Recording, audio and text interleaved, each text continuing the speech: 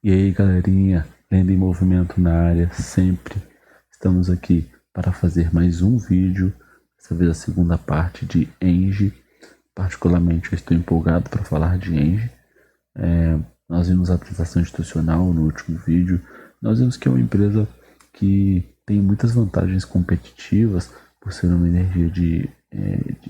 uma empresa de energia elétrica, né? Então, ela é considerada ser do setor perene, de um dos setores perenes do mundo, né? Uma empresa que tem uma margem alta nos negócios.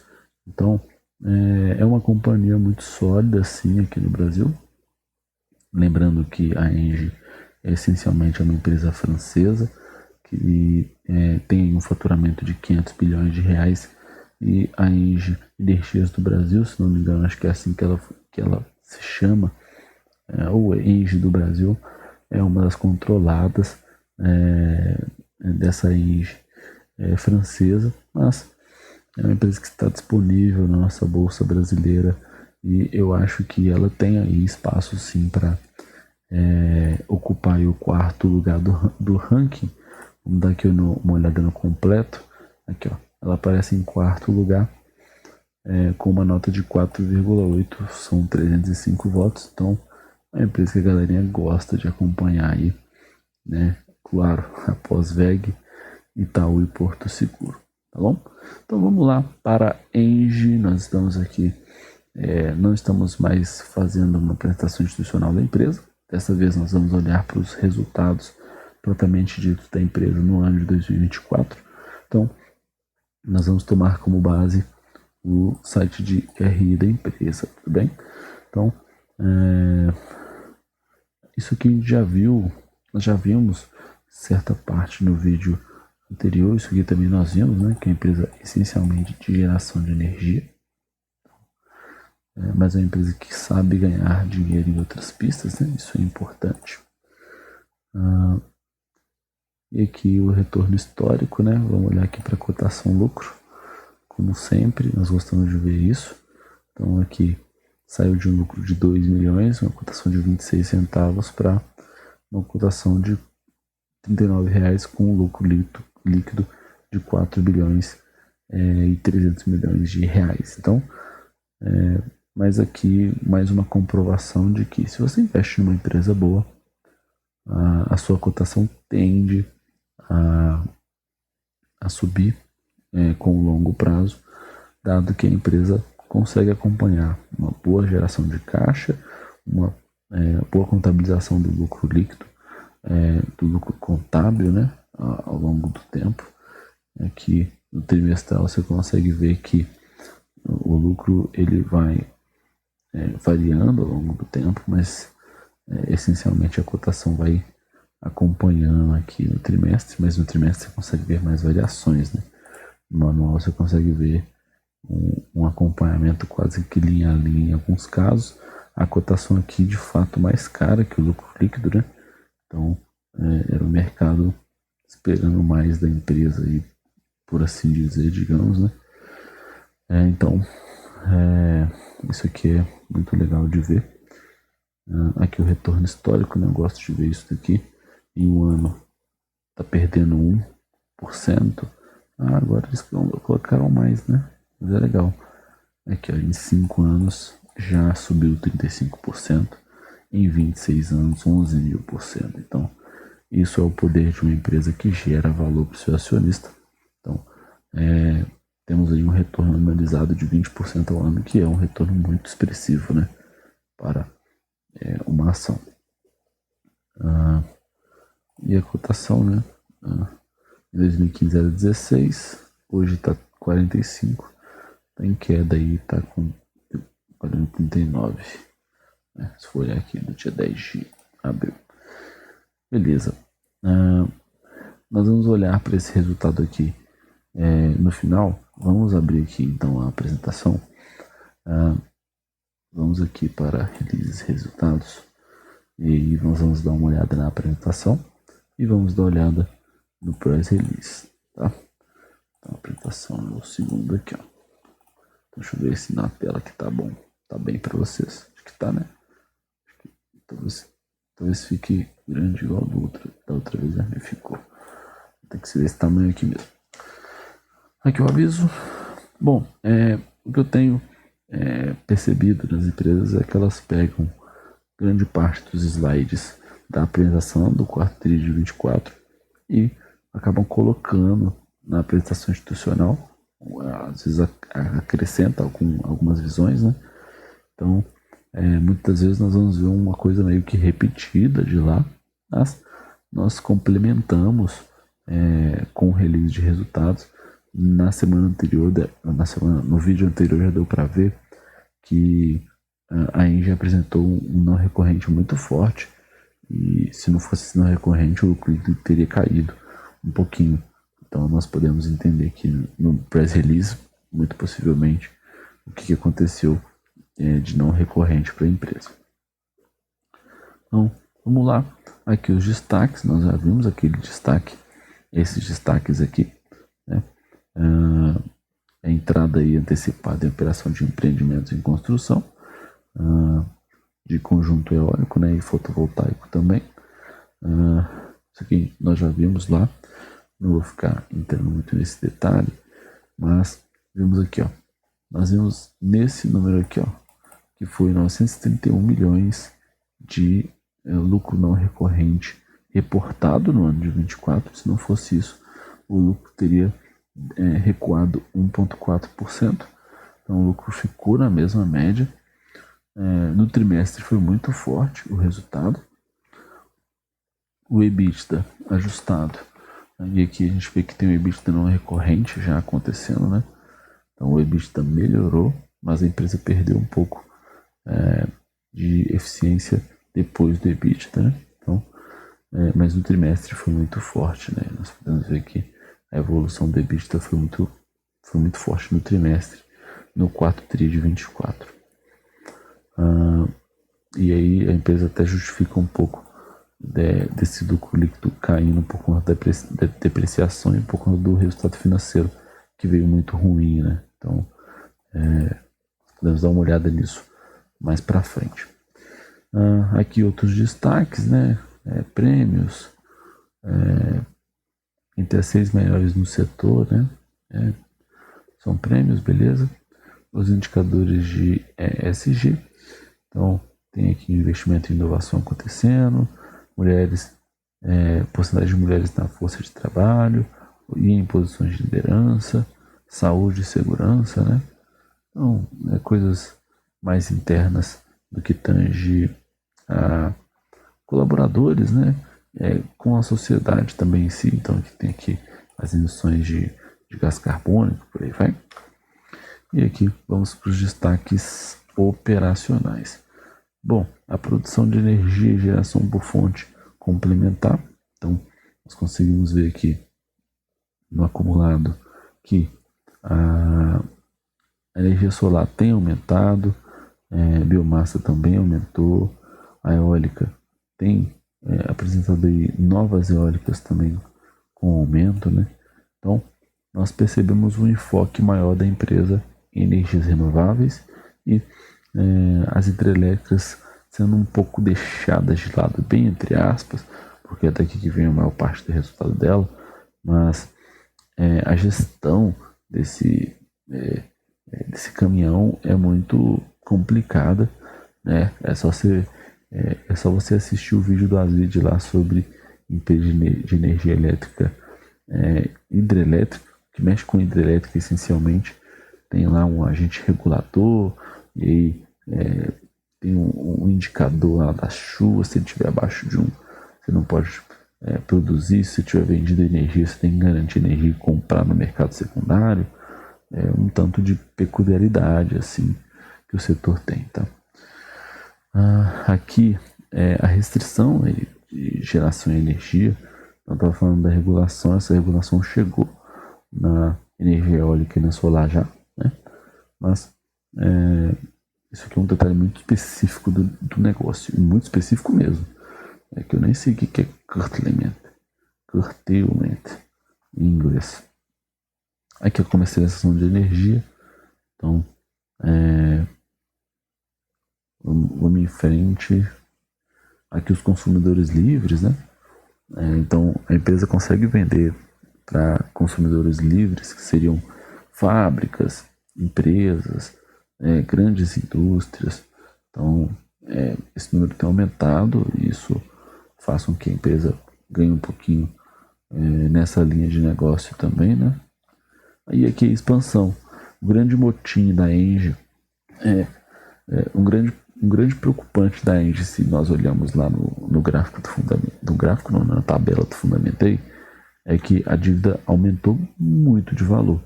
Teve um aumento expressivo da dívida. E essa dívida diz respeito a muitos projetos acontecendo ao mesmo tempo. Então, a empresa que cresceu muito o seu CAPEX por ano, e aí a instalação de projetos eólicos com aerogeradores, né, estão acontecendo aqui na Bahia. Estão acontecendo projetos de implantação fotovoltaica lá no Rio Grande do Norte, em Açu. Tem um projeto de transmissão acontecendo que vai ligar, que vai levar energia do Espírito Santo até Bahia. Outro projeto está levando dinheiro e que tem aqui até o CAPEX estimado, né? CAPEX estimado aqui de 2,6 bilhões. Aqui, aqui ó, 3 bilhões e 300 de investimento. Ou é 6 milhões? Eu não sei, mas ok. E outro projeto de transmissão, na verdade, muitos projetos de transmissão acontecendo. Um que vai do Espírito Santo até Minas Gerais, outro que envolve os estados de Paraná e Santa Catarina, envolvendo aquele que nós vimos no slide anterior. Então, CAPEX de quase 3 bilhões, um prazo de conversão de 30 anos.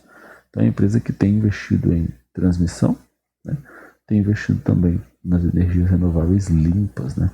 Limpas, entre aspas, nós sabemos que o impacto no meio ambiente é bem menor com uma energia gerada pelo sol ou pelo vento do que pelos rios, né? Aqui a expansão lá da usina hidrelétrica de Jirau é uma das principais usinas da Engie, né? E a Engie só participa do resultado aqui, mas está acontecendo uma expansão lá no Jirau.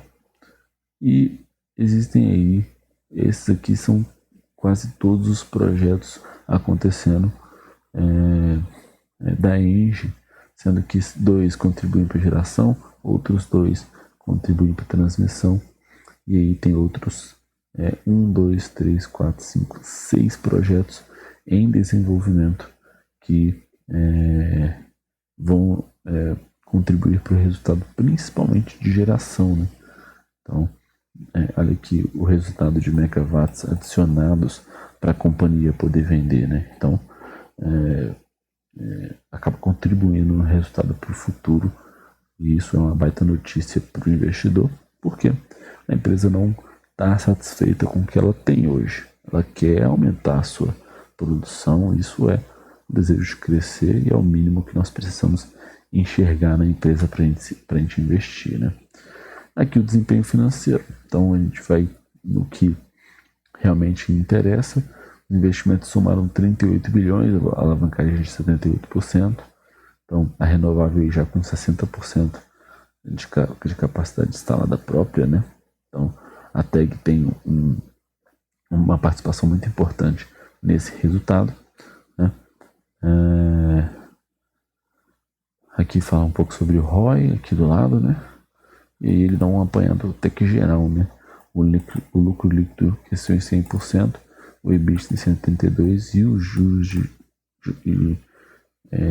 e capital sobre juros sobre capital próprio foram 17 bilhões. Isso aqui é de um período de 2016 até 2024. Então foram anos muito interessantes aqui de investimento, de capacidade de geração de energia, e isso com a inclusão aqui da TEG, com aquisição e entrada em transmissão da empresa. Então antes não tinha transmissão, só tinha geração, e agora a empresa consegue gerar resultado através da transmissão também.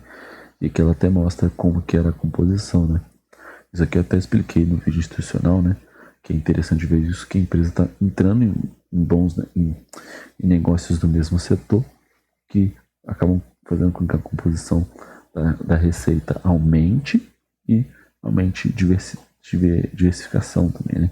Então, hoje a transmissão já contribui com 13%, a TEG já contribui com 10%, e a geração, apesar de ter aqui a maior parte, não é só a hidrelétrica que contribui mais. Agora nós temos energia fotovoltaica e energia eólica contribuindo para o resultado da empresa. Aqui na verdade, dava para entender um pouco sobre o não recorrente. Eu imagino que já vem o não recorrente aqui de indenizações, né? A empresa tem aqui uma receita, um aumento de receita de 200 milhões só por ter recebido uma indenização, né? E isso propicia que um aumento de 4%, e a gente vai ver lá na frente que tem mais não recorrente, assim por dizer, dentro do resultado da empresa, tá? Aqui os resultados da participação societária. Então a TEG tem aí uma participação importante dentro do resultado da empresa. Então o lucro líquido foi de 3, quase 4, né? E no caso o EBITDA, né? E 700 milhões contribuiu aí para a TEG.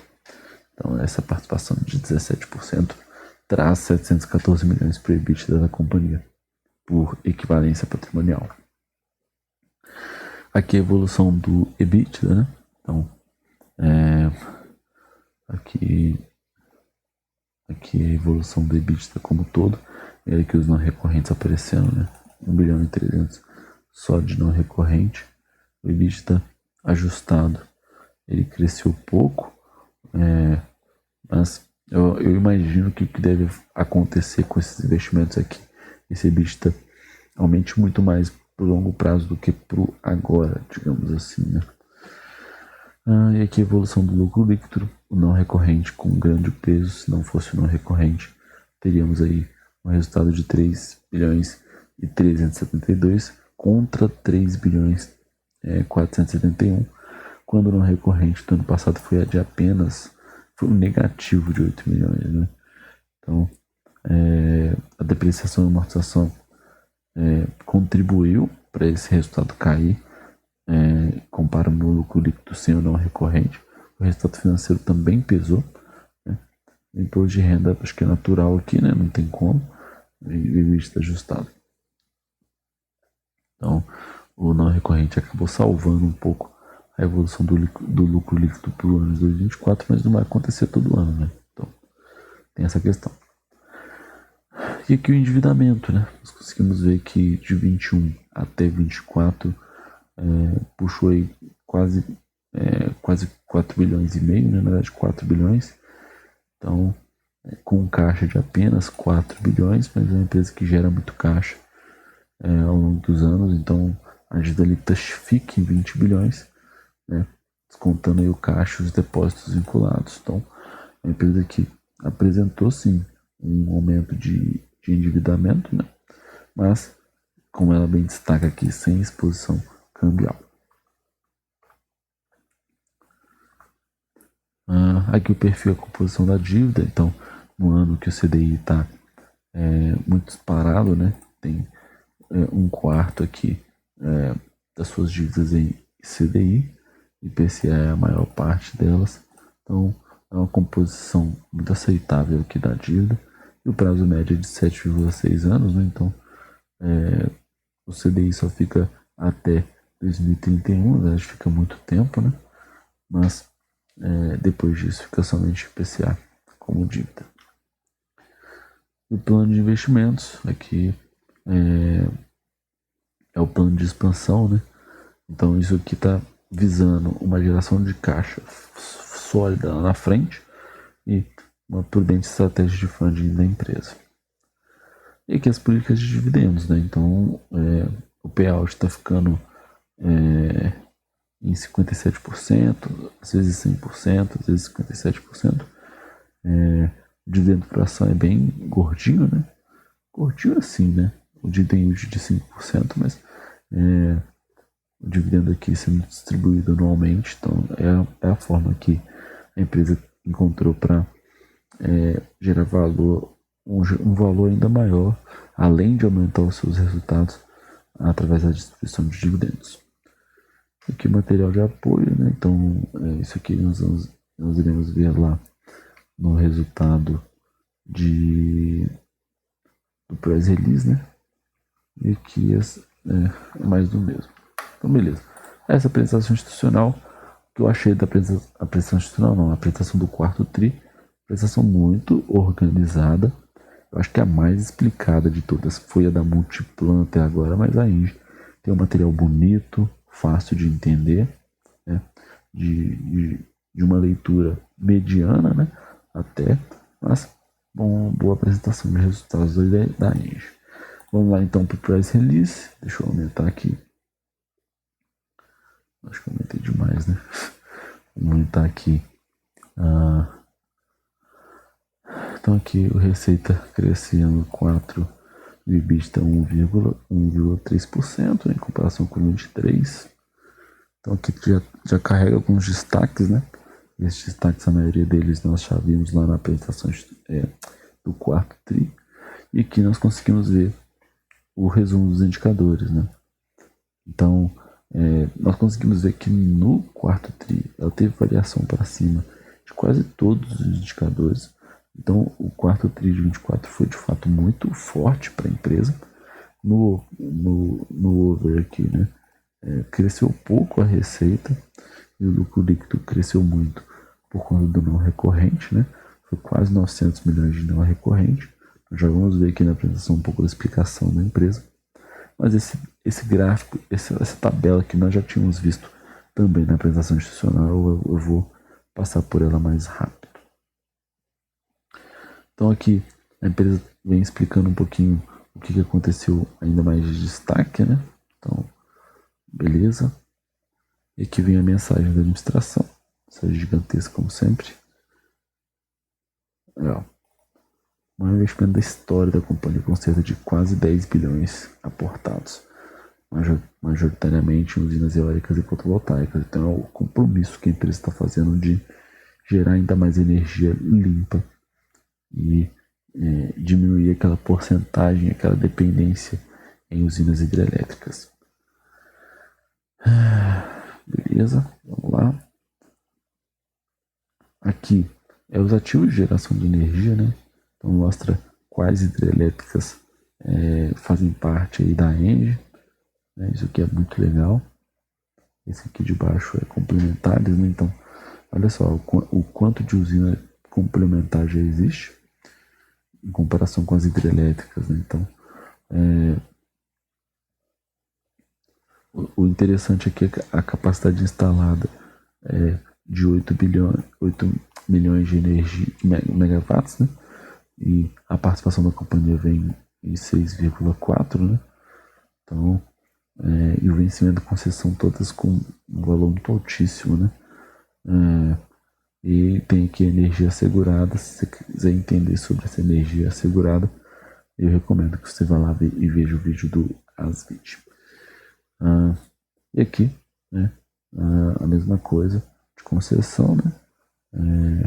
Total de produção ainda está muito menor, mesmo com mais quantidade de unidades, né? Mas mesmo assim já é uma linha importante aqui do resultado para a empresa, a geração de energia complementar, né? Aqui os ativos de transmissão. Então existem aí expansão acontecendo para transmissão. E tem a TEG, né? A TEG aqui eu achei muito legal da parte deles, porque eles explicaram que a TEG encontra-se 100% contratada, possuindo contratos legados de longo prazo com a Petrobras. Então é uma empresa que tem uma longevidade de receita garantida pelos próximos anos. Foram 228 contratos firmes ao longo de 24, com 45 ativos, né? E aí a empresa tem transportado gás para a Petrobras com muita, com muita, com muito compromisso, né? Principalmente aqui no litoral e aqui em parte da Amazonas. E ainda tem outros projetos sendo construídos, né? Então, tem aqui muitas estações de desenvolvimento acontecendo, por aí vai. Aqui o detalhamento dos contratos, né? Bacana. Então, alguns contratos, esse contrato, por exemplo, nós podemos ficar de olho nele, né? Eles não podem perder esse contrato assim tão à toa, mas o restante tem um prazo ainda tranquilo de acontecer. Ok, vamos lá. Aqui outra coisa que a empresa deu uma explicada foi sobre o Giral, né? Então o Giral tá tendo uma expansão lá. As outras expansões aqui na linha de transmissão ele explica bem direitinho, né? Vamos em frente, não quero entrar muito nesse detalhe, né? E aqui os outros conjuntos eólicos acontecendo, né? O conjunto eólico fotovoltaico, né? Então é isso aí. Olha lá.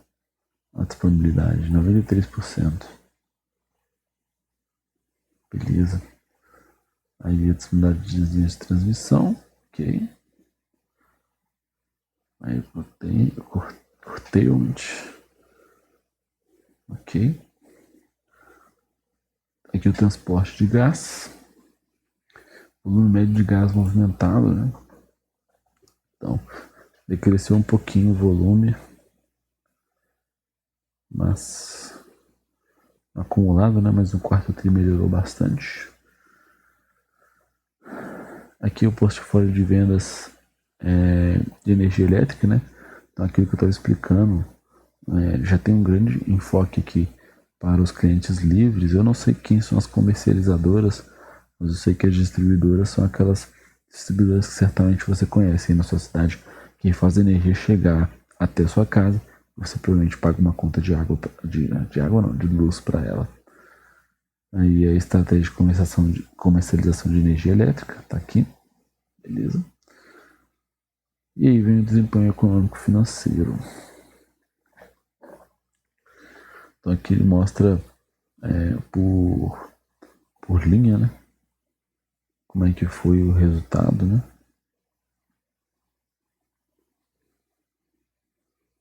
Ok. Beleza. Aqui, eu até gostei desse formato, né? Ele traz o 24 e 23 aqui e a variação embaixo. É bem interessante. Beleza.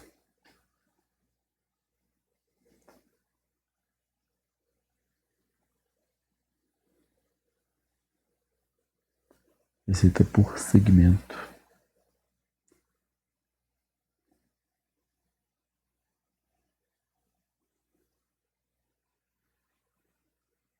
Ok.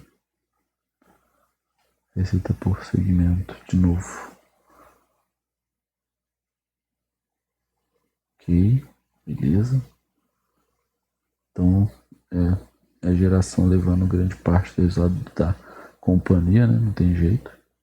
Isso aqui nós já vimos também na apresentação do quarto tri. E aí uma coisa que eu achei bem legal da empresa é dar um comentário sobre cada linha, né?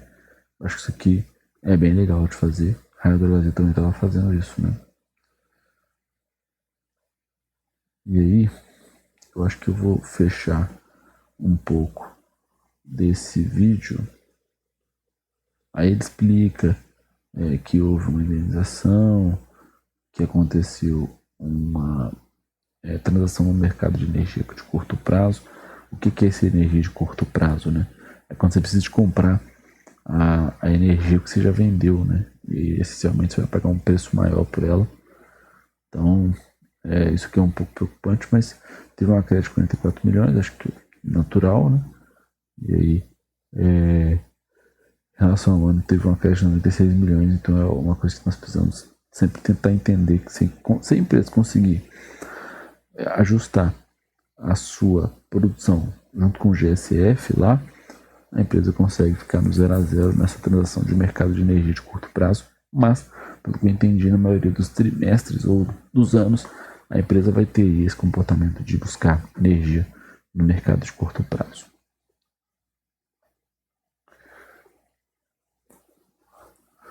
Aí,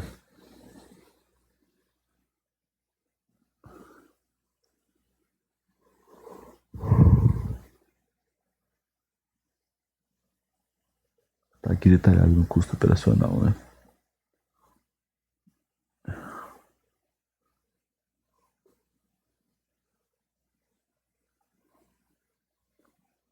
Bom, acho que aqui nós podemos partir para o que a gente quer mostrar, e nós já vamos lá para o fundamentei, que é sobre o não recorrente. Acho que aqui eu estou satisfeito já com o que eu vi da empresa. Então vamos fazer a estratégia de buscar aqui o que a empresa justificou como não recorrente.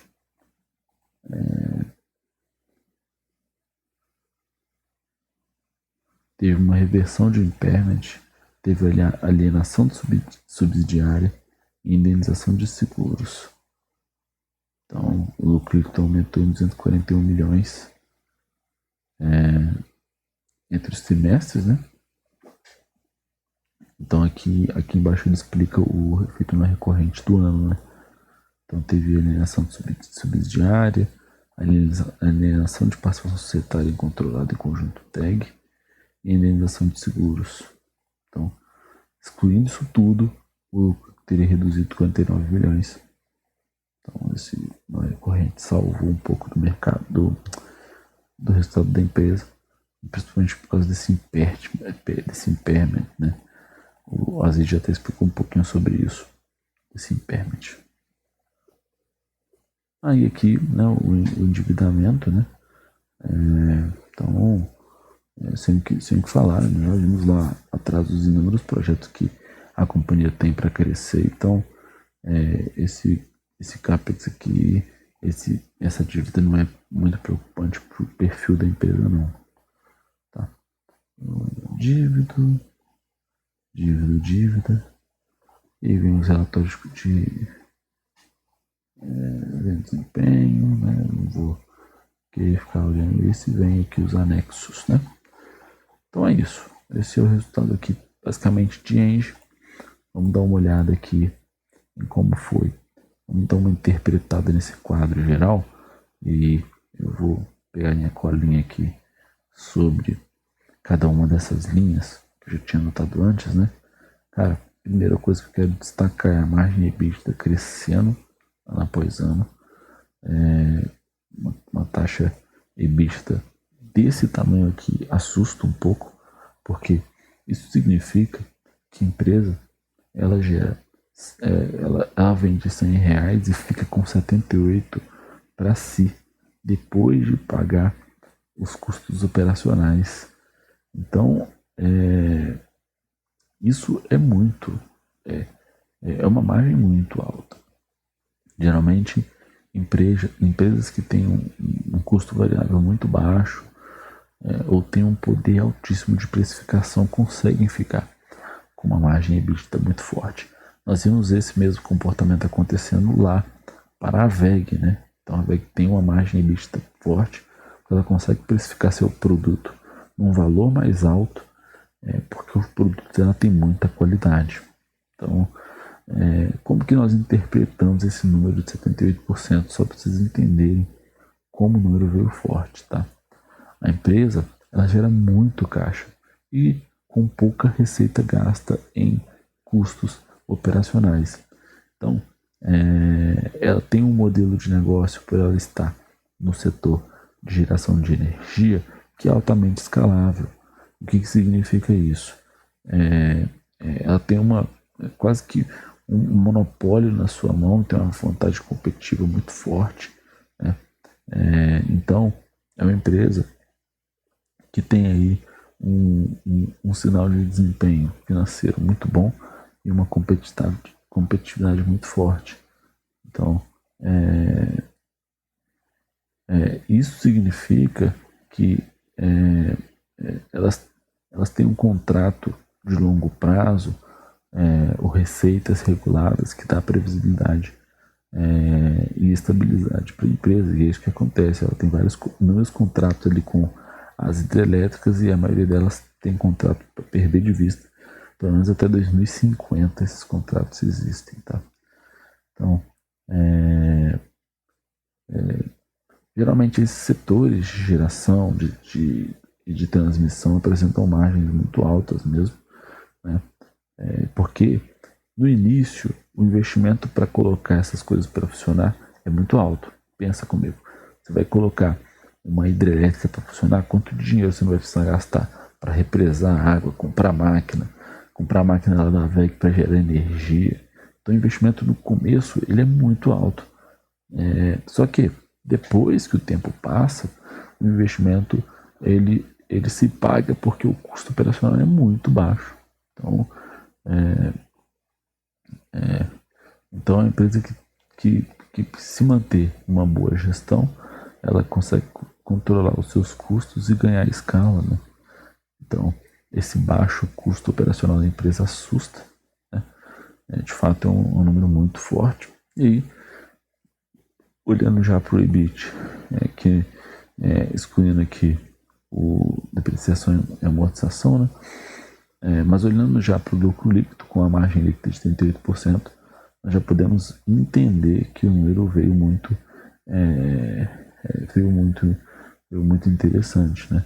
Então, mesmo de pagar depois os impostos, os juros e as amortizações, o lucro líquido ainda chegou forte, né? Então, esse crescimento de lucro ajuda a entender aí como que foi o ano da Engie, mas, né, importante eu salientar isso aqui para vocês, que muita gente acha, pelo menos lá no meu tempo iniciante de investidor, eu achava que eu não precisava de abrir o site de RI, olhar demonstrativo financeiro, né, olhar DRE, balanço patrimonial. Porque o que eu ia pensar aqui? Pô, a empresa aumentou sua rentabilidade demais. Uma empresa que saiu aqui dessa receita de 4% e lá na frente, consegue crescer no lucro líquido de 25%, então a empresa conseguiu melhorar no meio do caminho no seu operacional, conseguiu melhorar na depreciação e amortização, e ainda melhorou nos impostos. Não foi nada disso que aconteceu, foi muito pelo contrário. O que aconteceu foi um não recorrente, fez com que o lucro líquido contábil da empresa subisse, e aí você está vendo todos esses indicadores subirem de forma natural, tanto quanto no EBITDA quanto na margem líquida. Mas isso não tira o fato e não tira a conclusão de que a empresa tem números muito bons, sim. Tá? Então vamos para o FCO, que é o fluxo de caixa operacional, né? A geração de caixa. Então, o caixa gerado é considerado forte, né?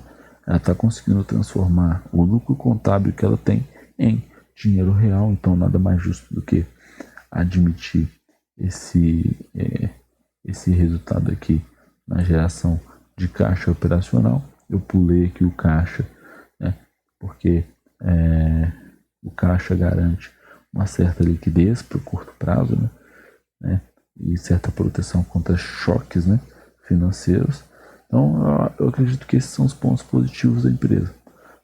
Então, uma empresa que consegue crescer de receita ao longo dos anos, tem crescido a sua margem, mantendo a sua margem ali num patamar de 55, 50 e poucos por cento. Então, é uma empresa que tem bastante margem e EBITDA, isso chamar a atenção. E o lucro líquido respondendo, com a margem líquida também vem melhorando ano após ano. Acho que nós só na Covid que avacalhou todo mundo, né? Então, vamos para os pontos de atenção. O que é um ponto de atenção aqui?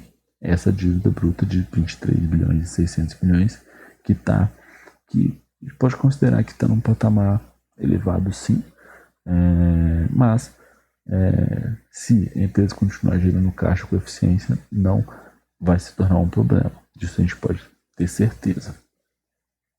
E se esses investimentos forem para o longo prazo, como nós já vimos na apresentação que então esse investimento mais alto é justificável para a empresa, sim, tá ok?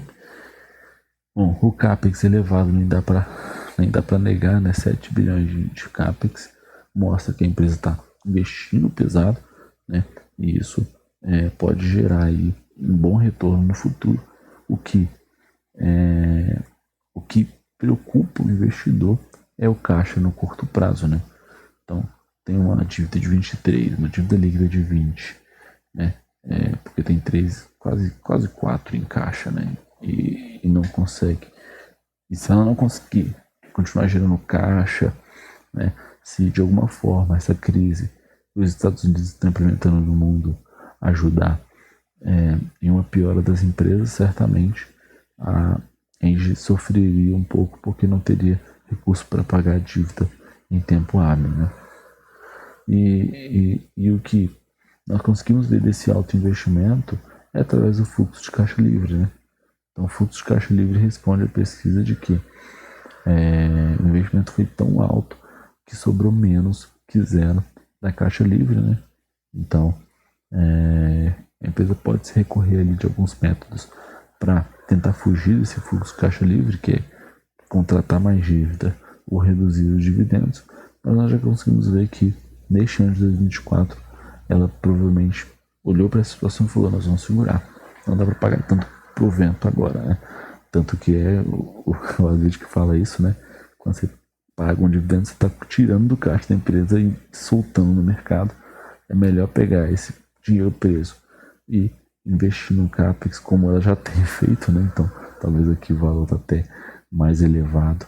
As empresas têm conseguido gerar um certo valor para o seu acionista ao longo do tempo, né? Então, se olhar aqui, a empresa está desde 1997 na bolsa, né? A empresa aqui, ó, você pode olhar que a margem líquida era de 0,3%. A empresa perdia muito aqui na sua depreciação e amortização, com certeza, e perdia aqui muito no operacional também, né? Tem uma empresa que só teve um aumento de receita em muito tempo, teve EBITDA também muito bom ao longo do tempo, margens EBITDA que não eram ruins antes de 2015, né? Elas já eram boas, e a margem líquida é a mesma coisa, né? Então, empresa redonda que sempre gerou caixa, o fluxo de caixa livre dela em alguns momentos é positivo, em outros momentos é negativo. Então é uma empresa que tem suas qualidades, tem seus defeitos também, mas é uma empresa que é interessante sim de se avaliar. Outra coisa que eu gosto de olhar aqui é os dados da Morningstar, porque eu quero ver como que está evoluindo o lucro por ação. Olha aqui, ó, em 2015. Vamos pegar desde o começo, né? Aqui, ó, vamos pegar desde 2005, que é o que tem a visão, né? Nós estávamos com R$ 1,10 com lucro por ação. Agora nós estamos com preço de 5 por ação. Então, o lucro por ação cresceu porque a empresa cresceu seu faturamento, sua receita bruta, sua receita operacional líquida, cresceu seu lucro líquido contábil, gerou caixa bonitinho, pode estar gerando um fluxo de caixa livre negativo, mas está fazendo o dever de casa, que é fazer investimentos que vai fazer bem para a companhia lá no futuro, tá? Então, cara, sem o que falar. Eu acredito que o resultado da Engie veio comprometido nesse ano de 24. Não acho que não foi um resultado excepcional, porque o não recorrente sujou o resultado da empresa, tá ok? Mas é uma empresa super tranquila de se investir. Tenho certeza que vocês gostaram aí da empresa que nós avaliamos hoje, né? Então, vamos aqui escrever um pouco do resumo, né? Engie 3 é uma empresa do setor perene. Engie 3 tem boas apresentações em seu site, tanto institucional quanto os resultados deles. Pude notar muitos destaques abaixo. Ok. Receita operacional líquida crescente ano após ano, justificável com fundamentei 2. Resultado operacional muito forte. Sempre dizer para uma margem EBITDA de 78%. Isso significa que a companhia tem uma eficiência operacional muito grande. Também tem disposição demais para peraí, isso significa que a companhia tem uma expressão muito grande. Também tem disposição muito grande. Beleza, esse foi o segundo destaque. O terceiro, deixa eu pensar, nós íamos usar receita operacional líquida crescente, resultado operacional forte, depois vem o lucro líquido. Lucro líquido foi salvo por um não recorrente. O que aconteceu? Os projetos, os projetinhos, não vejo nada demais para o decréscimo pequeno. Dinheiro contra. É isso. 4. Mas já falou do lucro líquido. Investimentos por toda a parte. A empresa está alavancando, está expandindo seus negócios para a transmissão e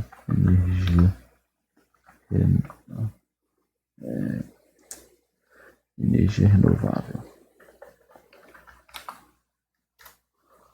E 5, por conta destes vários investimentos, a empresa tem um CAPEX histórico para o ano de 2025, além de gerar fluxo de caixa livre negativo. Porém, isso não tira o mérito da empresa, porque tem feito vários investimentos que visam o seu ótimo futuro. Cara, eu acho que é isso. Comentamos a receita da margem EBITDA. Teve alguma coisa da operação que me chamou a atenção? Acho que não. Acho que é isso. RG3, sem dúvida, é uma boa opção para os acionistas da Bolsa de Valores.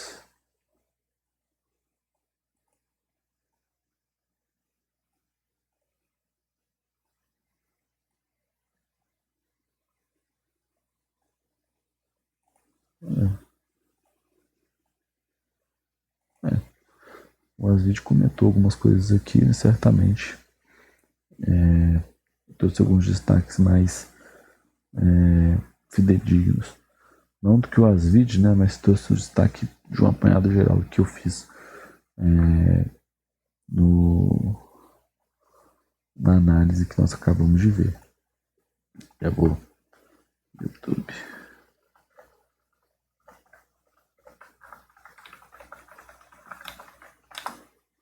Já vou dar um jabá aqui. Já vou pegar de uma vez agora. Na última vez estava muito lento, mas prefiro fazer aqui agora, né? Lá no YouTube Studio. Precisava de um estúdio nosso também. Se eu clicar, como é que eu faço, né? Okay. Ver no YouTube. Ótimo. Aqui eu consigo. Ah, eu já hago um link bem amigável, né? Tá bom. Então essa aqui é a parte 1.